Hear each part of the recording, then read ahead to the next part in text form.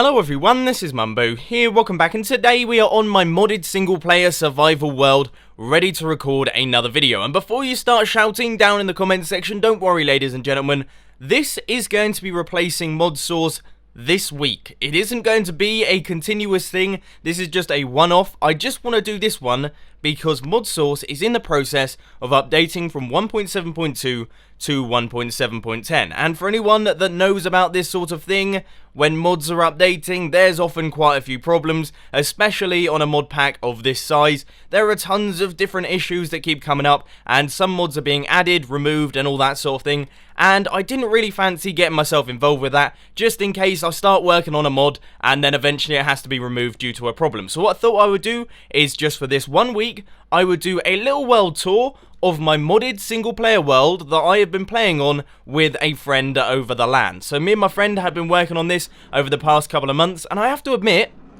for two people that had never played mods before, I would say we have done a half decent job at getting ourselves a pretty sweet looking world. So to start things off, this is the main base, and I'm going to take absolutely no credit for this design because I didn't build any of it. This was done by my friend Josh, who prior to this world had never played Minecraft before. This was his first structure he's ever built in Minecraft, and I was very impressed. Can you remember your first build? I can remember my first build. It certainly didn't look anything like this. So here it is. This is where we are living, and like I say, I quite like it. Maybe it's because it's covered in stone bricks, I don't know.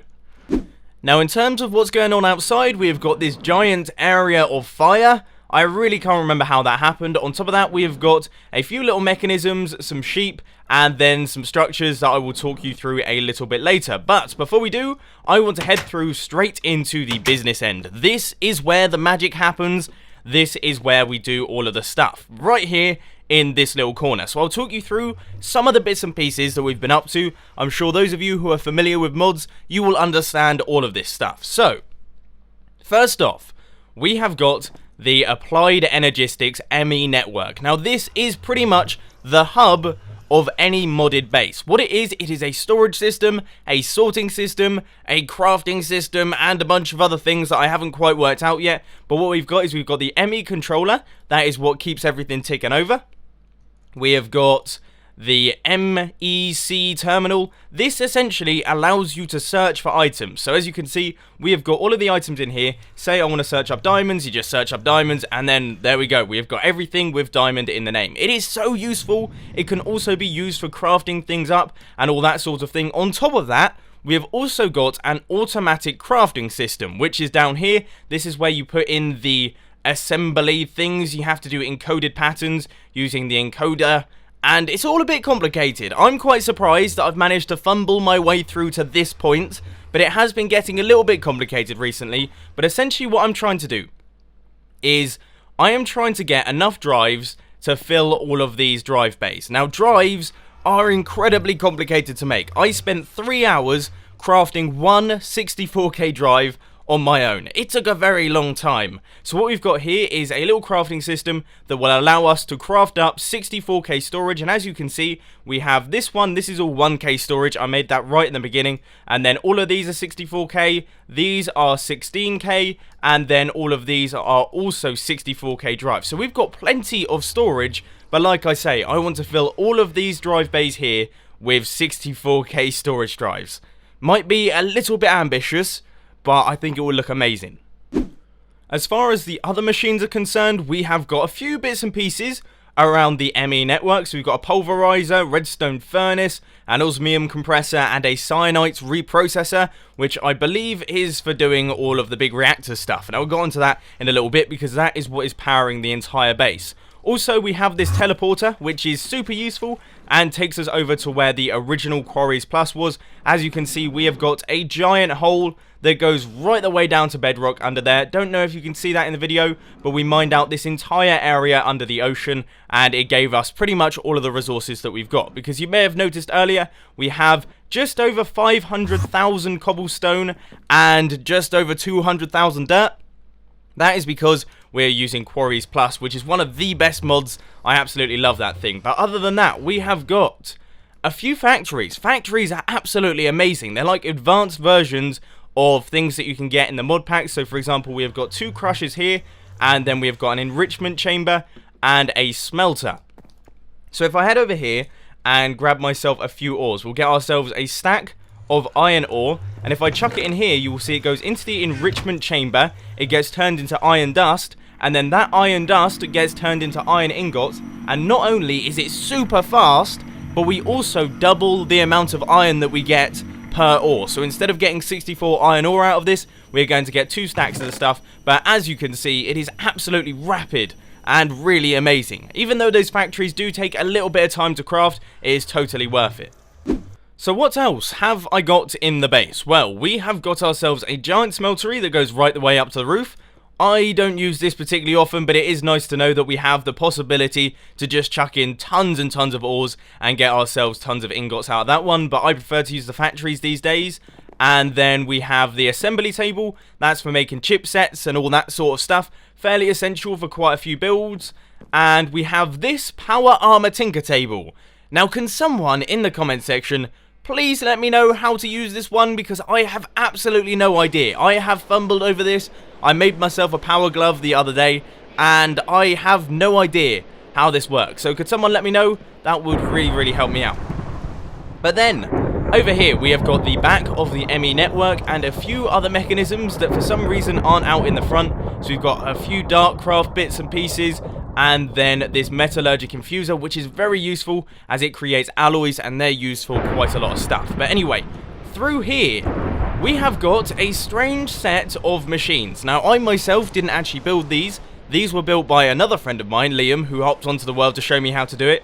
But what these do is they create items from basketball hooping, sand and dust. So for the drives, we need Certus quartz and we need silicon, and I'm fairly certain that using this process we can get both of those things. So I'll try my best to roughly explain what is going on here. So we have got an igneous extruder, which is acting as a cobblestone generator.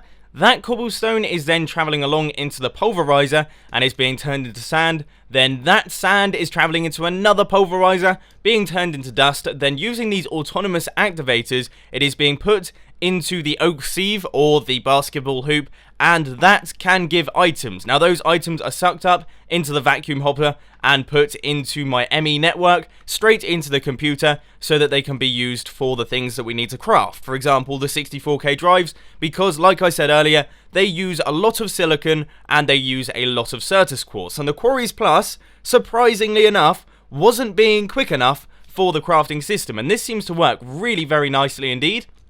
Then over here, we have pretty much the same thing going on. We have the igneous extruder, which is making the cobblestone. It goes into a pulverizer, and then the sand goes into the basketball hoop, and then the items from the sand is sucked up by the vacuum hopper and put into the ME network. I'm assuming with sand you get a different set of items, or you get better chances for certain items, but as you can see, my inventory is filling up with lots of random stuff. I mean, as you can see, we can get ourselves glowstone, we can get ourselves just tons of odd bits and bobs, all coming from sand and dust. These mechanisms actually seem fairly simple, yet they can produce quite a bit. So thank you to Liam for building these, because that's very useful.